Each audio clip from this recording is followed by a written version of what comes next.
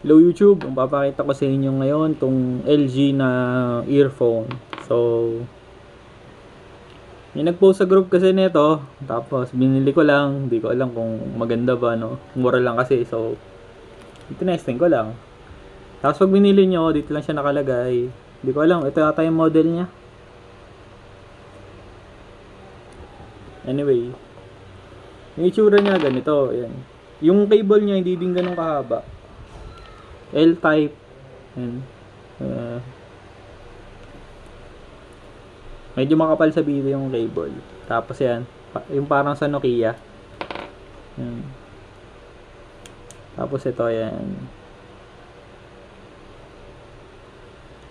Ganyan yung, kakaiba yung itsura ng shell niya.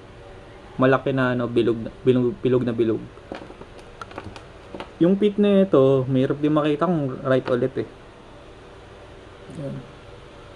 Hindi siya ganong kapit, hindi maganda yung ano, pero nalalagay naman, no? Hindi naman siya nahuhulog kung hindi mo gagawin, pero hindi, mas madali siyang mahulog kumpara dun sa MX500. Tapos yung sound signature nito sobrang pangit, promise, sobrang pangit talaga. Madi siya, tapos alam mo yung pag kumakanta yung bass, yun, kulob, parang ngongo yung kumakanta.